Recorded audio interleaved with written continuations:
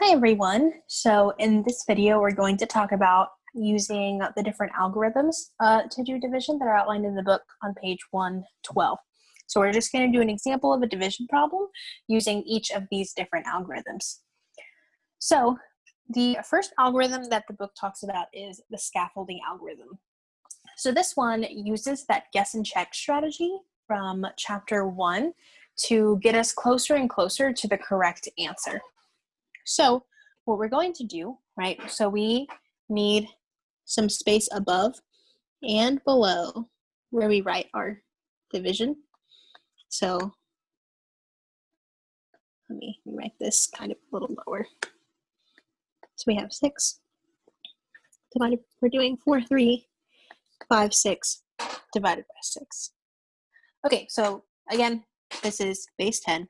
Because it doesn't tell us anything different. Just looks like normal numbers, so we're assuming it's in base 10.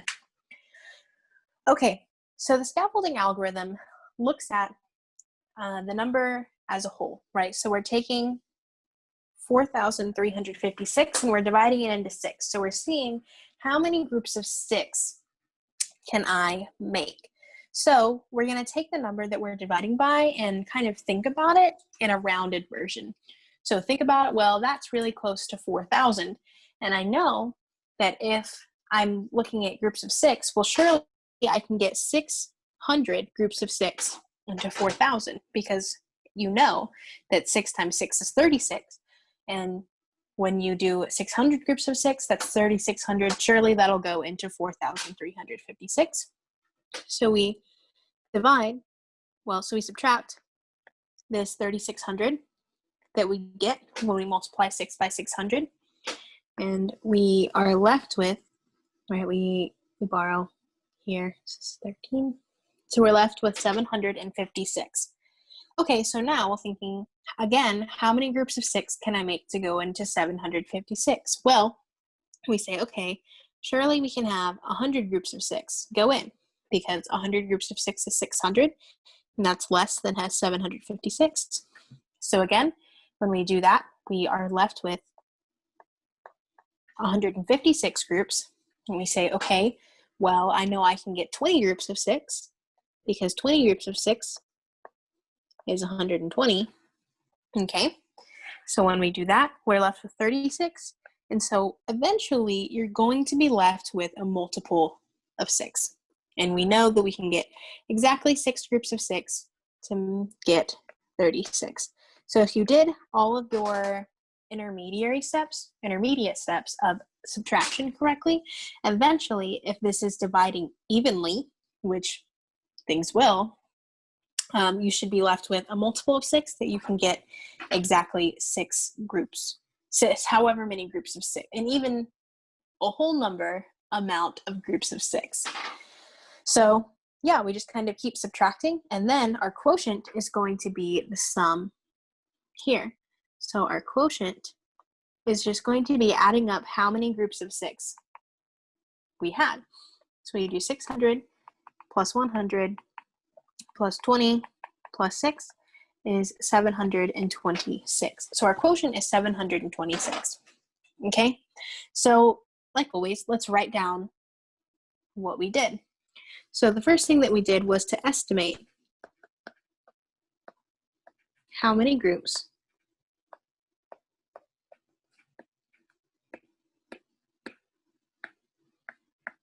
of 6 can be made from 4,356. Okay, and so this doesn't have to be the number that you use. You don't have to use 4,356. You could think about it as 4,000 if that seems easier, right? You know that 4,000 is really close to 3,600 and go from there. So you can estimate how many groups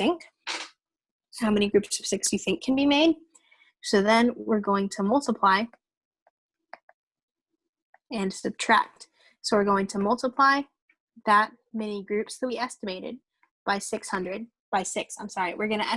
going to multiply the number of groups by 6, and then we're going to subtract that by our dividend, the number that we're dividing by. Okay, and so the third step, we're just going to repeat this, right? We're going to keep estimating and multiplying and subtracting until you cannot form any more groups of 6.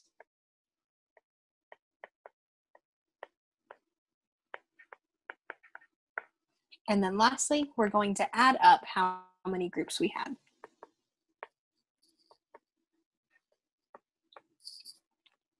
So this algorithm echoes a lot repeated subtraction, right? So instead of subtracting 6 individually 726 times, we're finding, well, I can subtract this chunk, and then I can subtract this other chunk. And it's repeating subtracting, and then eventually we're going to add how many times we subtracted things, okay? So this is an algorithm that really matches up well with the model of repeated subtraction. We're just, instead of subtracting 6, we're subtracting a little bit more efficiently and subtracting groups of 6. Okay? So that is our answer. So our final answer is 43056 divided by 6 equals 726. Okay, so something that's really nice about this algorithm is that you don't have to have the exact answer. This is kind of something that even if you don't get it completely right? So realistically, we could have had 700 groups of 6 go in to 4,356, but estimating 600 isn't wrong. It helps us whenever we don't exactly see, well, I know that 700 groups can go in. As long as you underestimate things, then this algorithm will work. You could just keep working and eventually you'll get there. Okay, so the traditional algorithm is what we typically think of as long division. And so in this case, this is a less forgiving algorithm. We have to really know our multiplication skills. So in this one, we don't need as much room on the top. Okay, so this one is just our standard long division. So we say, how many 6s can go into 4? Well, we can't do that. We can't even take 4 away from 6 once. So instead, we say, okay, how many 6s can go into 43?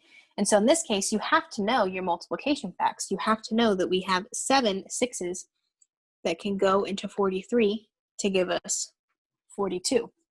Okay, so then we subtract, get the 1, and we pull the 5 down. We say, how many 6s can go into 15? So in this case, we have 2 6s that can go into 15. We subtract 2 times 6, which is 12. And then we have a 3, and we carry down the 6. Again, we get 36. So this should be 6 right here. Okay, so this is the traditional long division algorithm. And again, it just requires us to be really skilled in our multiplication facts. Specifically in this case with 6, right? You need to be able to know that 6 times 6 is 36, but 6 times 7 is closer to 43 and not bigger than it.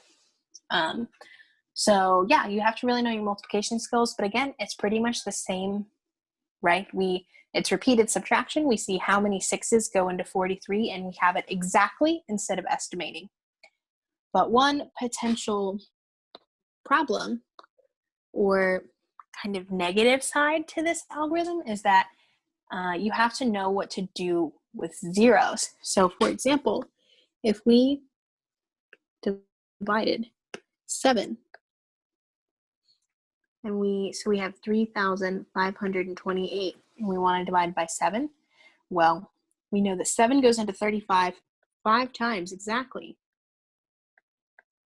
And then we get a 0 here. So in this case, we would bring down the 2, and 7 can go into 0 2 times.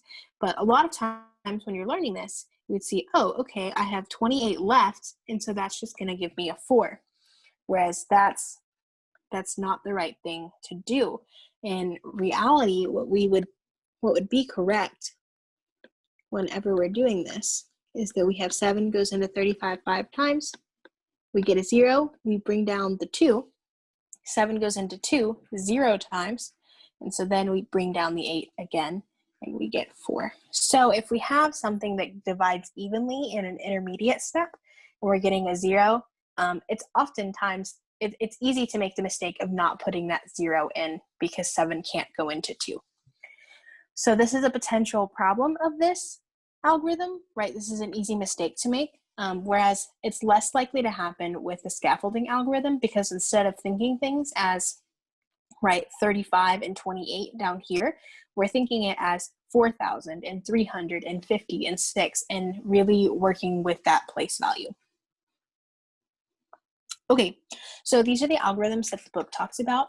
So we've gone over, right, the basic definitions, the properties, the models, and the algorithms. So now what we're going to do, just to kind of continue what we've been doing, is next video we're going to talk about division and other bases, just so you see how this works, just kind of to make the complete picture of how all of the operations work in base 10 and in different bases. So that's what we're going to do next video.